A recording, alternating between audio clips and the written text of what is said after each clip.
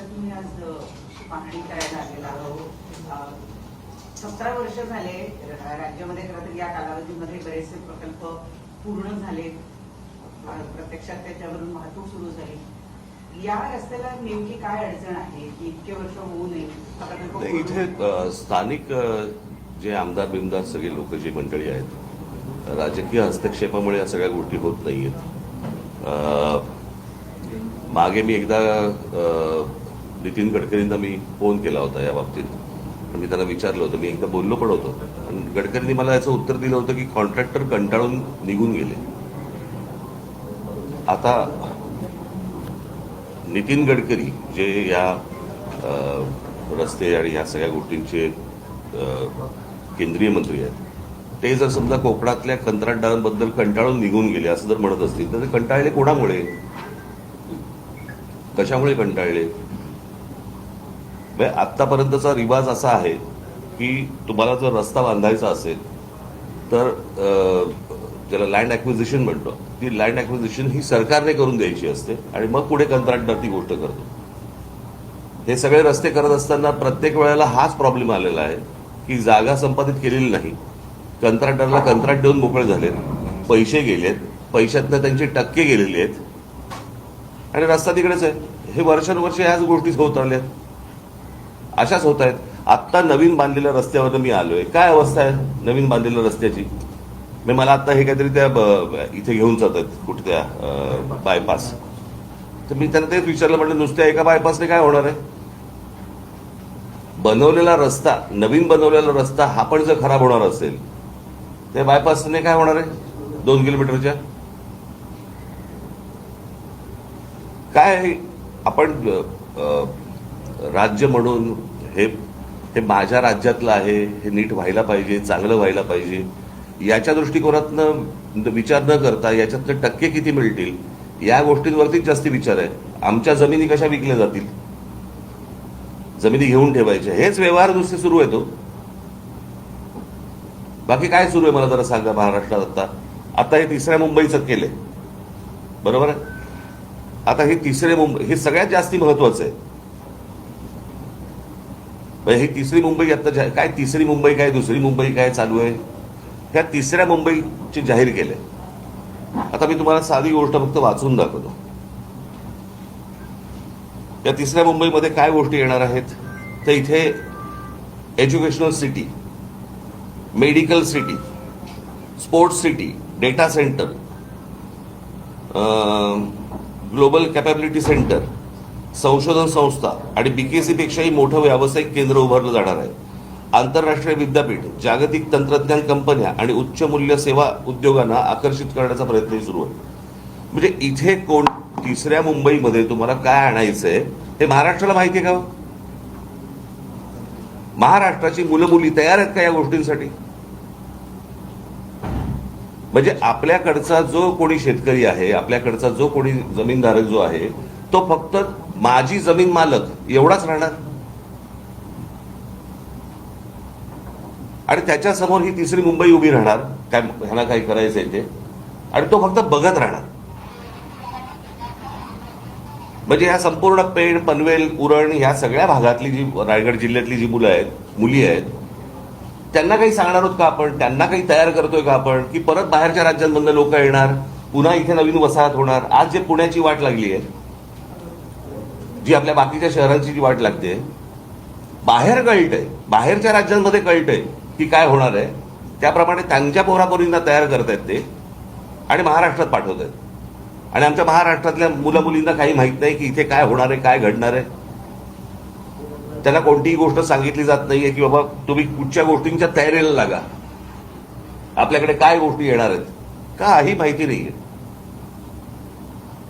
शहरं उभी करायची, रस्त्यांची वाट लावून टाकायची, त्याच्यामध्ये जमिनी विकायच्या आणि जमिनी विकणे एवढा एकमेव धंदा महाराष्ट्रात सुरू आहे आता. कोकणात तर सर्वात जास्ती. कधी कधी वाटतं आता कुठच्याही डेव्हलपमेंटला विरोध करण्यासारखं काही नाहीये, परंतु कोकणाची परिस्थिती पाहिली तर डेव्हलपमेंट नको अशी परिस्थिती आहे आज.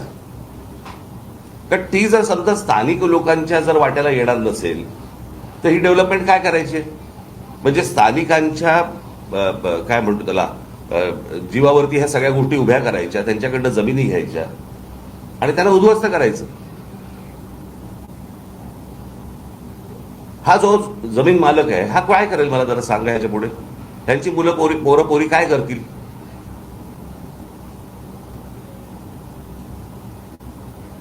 काय चाटायचे ते रस्ते? आमच्याकडची जमीन, आमच्याकडचं पाणी, आमच्याकडची वीज आणि ह्याच्यावर पोचले कोण जाणार? बाहेरचे. महाराष्ट्रामधल्या मुलामुलींच्या उपयोगाची जर समजा प्रगती, डेव्हलपमेंट ही जर होत नसेल, काय चाटायची ती प्रगती?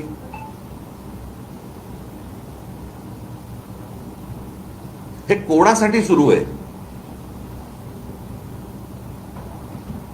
मोठे जमिनीचे तुकडे काढायचे, ह्याने ह्या सगळ्या आता कुठून डेव्हलपमेंट होते यांच्या लोकांना माहिती आहे, आमदारांना माहिती आहे. हे जमिनी घेत सुटणार आणि मग ते सरकारला विकणार.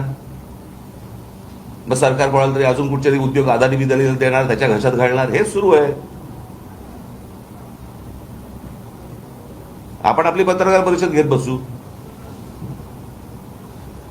मला असं वाटतं स्थानिकांना ही गोष्ट समजणं गरजेचं आहे. त्यांनी या गोष्टींना विरोध करणं गरजेचं आहे. सगळ्या ठिकाणी नुसते आपले तटकऱ्यांची मुलगी, त्याच्यानंतर तो ठाकूरांचा मुलगा आहे, त्याच्यानंतर अजून कोणतरी, हेच सुरू आहे.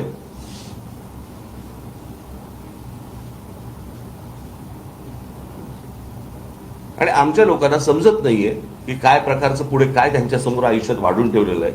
का आईने अंधक का? निवडणुकीच्या तोंडावरती फक्त पैसे घ्यायचे आणि काही जे आता पैसे वाटायचे, बस मतदान होत आहे. आमदार निवडून येत आहेत, खासदार निवडून येत आहेत, आमच्या पायाखालच्या जमिनी जात आहेत, जाऊ देत. असाच महाराष्ट्र विकला जाणार. सर्वाधिक उद्योग किंवा सर्वाधिक गोष्टी या रायगड जिथे आपण आता आहोत या संपूर्ण परिसरामध्ये मोठ्या प्रमाणात होताना दिसतात. पण इथेच पालकमंत्री पदावरून वाद सुद्धा सातत्यानं, मला ते फालतू गोष्टी आहेत, त्या अत्यंत फालतू गोष्टी आहेत. पालक म्हणजे कोण? आईबाप ना. यांना आईबाप मानायचे का? माझं मत आहे, सरकार नावाची एक गोष्ट असते. सरकारने ह्या गोष्टींचे निर्णय घ्यायचे असतात. सरकारने आपल्या लोकांचं जे काही हित आहे ते सांभाळायचं असतं. हे काय पालकमंत्र्याचं काम नाहीये ना. म्हणजे आता त्या सिंगापूरच्या कुठच्याही कंपनीला सांगितलेलं की 30 आठवड्याच्या आत आम्हाला संपूर्ण आराखडा आखून द्यायचा आहे. माहितीये का रायगडला? आमच्या मुलामुलींना माहिती आहे का कोणत्या प्रकारचे जॉब्स येणार आहेत? काही कल्पना आहे का आपल्याला? काही माहिती नाहीये.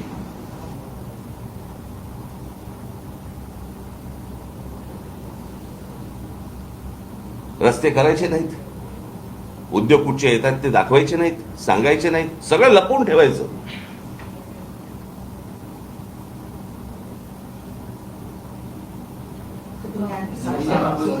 सोयीस्कर सर्वसामान्य लोकांना अंधारात ठेवलं जाते. अर्थातच. मग म्हणजे काय? ते कोणाच्या ते उद्योगपतींच्या हिताचं सगळं सुरू आहे ना. अजून काय सुरू आहे? सर 1 जून पर्यंत 1 जून 2026 पर्यंत हे सगळं काम होईल अशी ग्वाही सुनील तटकरे यांनी दिली होती. मंत्री भरत गोगाव यांनी पाहणी सुद्धा केली होती. 15 वर्ष ऐकतोय ना आपण. हे किती वाया झाले आतापर्यंत? आत्ता ही परिस्थिती आहे, बरोबर आहे. परत तुम्ही उद्या येणारच आहात गणपतीच्या वेळेला. मग आमच्या चाकरमानी कसे अडकले आहेत आणि मग कसे खड्डे पडले आहेत. वर्षानुवर्ष ते, मला असं वाटतं 15 वर्षापूर्वीचं फुटेज काढून जरी तुम्ही आता दाखवलं तरी तेच आहे. नवीन कशाला पाहिजे तुम्हाला? यावर्षी सुद्धा ते चित्र आहे. कारण अनेक चाकरमानी रस्ता खराब असल्यामुळे ट्रेनचा पर्याय घेतले.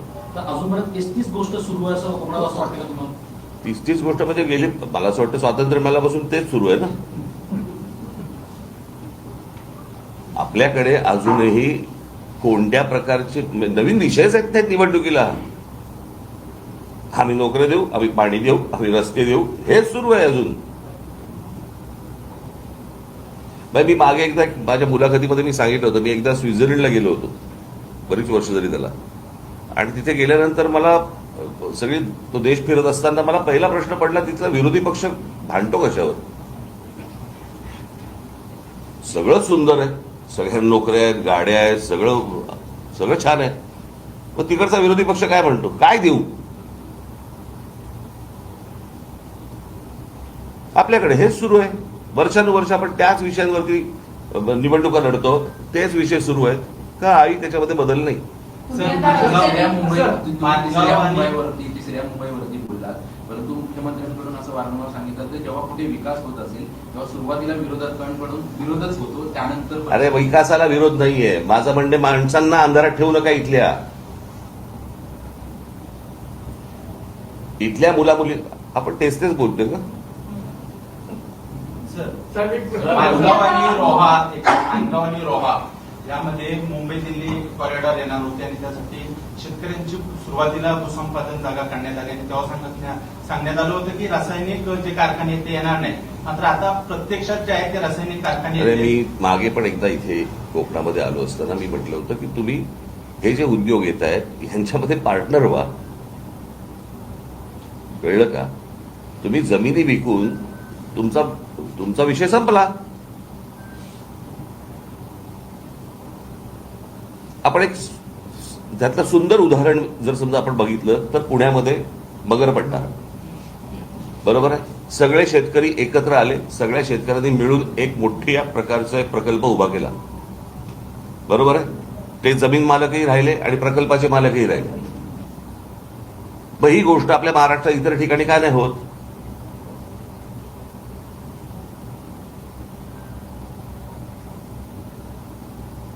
तुम्हाला कोणतरी येतं, तुम्हाला जमीन विकायला सांगतं, तुम्ही काहीतरी पैसे घेता आणि मोकळे होताय म्हणजे काय? मी अनेकदा सांगत आलेलो आहे, तुमचं अस्तित्व ही तुमची जमीन आहे. तुमच्या पायाखालची जमीन गेली की तुम्ही कोणत्याही भागाचे कोणी नाही आहात. तुमचं अस्तित्व संपलं. हे रासायनिक कारखाने बिरखाने खूप नंतरची गोष्ट. पहिली जमीन विकणं, इथून पहिली सुरुवात आहे. बोल. स्थानिक नेत्यांचा मोठा अपयश आहे का? कारण सरकारपेक्षाही जास्त, कारण की नारायण राणे असतील किंवा मुस्लिम तटकरे असतील. प्रश्न असा आहे की ह्या सगळ्यांनी मिळून एका गोष्टींचा विचार केला पाहिजे की आमच्या कोकणाचं काय होणार. हे बघा, प्रश्न असा आहे की हे जर समजा सगळे आमदार एका आवाजात बोलले असते तर इतकी वर्ष लागली असती का हो रस्त्याला? म्हणजे कोकणात रस्त्यावरून फिरताना रस्ते लागणं काय असतं एखाद्या गोष्टीचे, हे कळतं आपल्याला. सर, प्रश्न असा आहे की एक सेकंड, या ठिकाणी स्थलांतर थांबत नाही. गेले कित्येक वर्षापासून कोकणात बरेच नेते काम करतात. तर स्थलांतरावरती आपण काय काम करणार आहात का? आणि लोकल ट्रेन सुरू होत नाही मांजरापर्यंत. काय स्थलांतर? इथल्या लोकांना जॉब नाहीत, नोकऱ्या, त्याच्यामध्ये मुंबईला जातात, पुण्याला जातात. तर ह्या ठिकाणी गावाच्या गाव बंद पडलेले आहे. त्याच्यासाठी काय उपाययोजना होणार आहे की नाही? अरे मग मी आता काय बोललो रे तुम्हाला माझ्या बोलण्याचा हे कळत नाही का रे? की जर समजा इथे या गोष्टी येत आहेत तर तुम्हाला समजल्या पाहिजेत ना रे. तुम्ही पत्रकार आहात, तुम्ही शोधल्या पाहिजेत ना. तुम्ही लोकांचं प्रबोधन केलं पाहिजेत ना. तुम्ही स्थानिक आहात ना की नाही आहेस? स्थानिक आहेस, मग त्या गोष्टी केल्या पाहिजेत ना. लोकांना जर समजत नसेल तर ते शोधत जाणारच आहेत ना बाहेर. त्यासाठी एमआयडीसी वगैरे असे काय प्रकल्प येतील? एमआयडीसी वगैरे, अहो एमआयडीसी कुठे घेऊन बसलाय? मी आता काय वाचून दाखवतो तुम्हाला?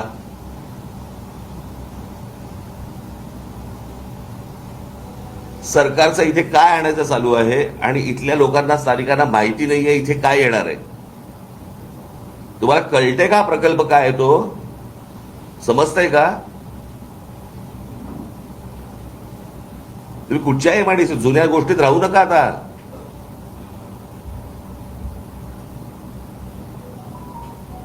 सर, मुंबई गोवा महामार्गावर खारपाडा आहे आणि सुकेळी किल्ला अशा 40 किलोमीटरच्या अंतरामध्ये टोल आहे आणि त्याचा प्रचंड मोठा पडणार आहे. अशातच एकदा तुम्ही सांगितलं की केंद्रीय मंत्र्यांनी स्वतः हात टेकलेले, मग याच्यात सोल्युशन काय आहे? 17 वर्षात जर एखादा प्रकल्प रखडतो, मंत्री होऊन जातात, आमदार येऊन जातात, सरकार बदलतात, मग आता याच्यावर सोल्युशन काय? कारण 1.5 वर्षांपूर्वी आंदोलन पण केली. म्हणून मी तुम्हाला सांगतो ना की ह्या सगळ्या याच्यामध्ये सोल्युशन हे सत्ता बदल एवढंच आहे. माणसं बदलणं गरजेचं आहे. जर समजा तुम्हाला इतकी वर्ष तर 30 माणसं तुम्ही निवडून देणार असाल आणि त्याच विषयांवरती जर समजा तुम्ही बोलणार असाल, उपयोग काय त्याचा? जे निवडून येत आहेत ते म्हणतात ह्यांना काही फरकच पडत नाही, रस्ता चांगला करायला तर वाईट ठेवा. हे काय निवडणुकीच्या वेळेला आम्हाला निवडून देत आहेत कोणत्या का मार्गाने असे ना. एकदा हा तुम्ही त्यांचा भ्रम तोडत नाही तोपर्यंत काहीच होणार नाही. त्यांना धक्के दिल्याशिवाय कुठेही तुम्हाला बदल आढळणार नाही. 2 दिवसापूर्वी तुम्ही नाशिकचा दौरा करून आलात आणि नाशिक पुणे जो रस्ता आहे रेल्वे मार्ग तो बदलण्यात आलेला आहे. आता आज तिथे आंदोलनं होत आहेत. तो रस्ता बंद पाडलेला आहे. जो मूळ मार्ग आहे तोच मार्ग थेट नाशिक पुणे असाच मार्ग मला माहिती नाही, मला पाहिलं नाही, बघतो. साहेब रायगडपासून ते सिंधुदुर्ग मालवणपर्यंत तेच नेते आणि तेच आमदार खासदार निवडून येतात. पण मागच्या निवडणुकीचं चित्र जर पाहिलं सोशल मीडियावर अनेक वेळी आले की धमकावलं जात होतं मतदारांना, जर मतदान दिलं नाही तर तुमचा निधी बंद केला जाईल आणि ह्या सगळ्या भीतीतून मतदारांनी मतदान केलं असेल. समजा निधी येतोय असं पकडूया, तरी काय बदल होतोय? कोणता निधी येतोय जो बंद करायची धमकी दिली जाते? येऊनही उपयोग नाही ना, परिस्थिती बदलते का काही? मग मतदारांनी या गोष्टींचा विचार केला पाहिजे.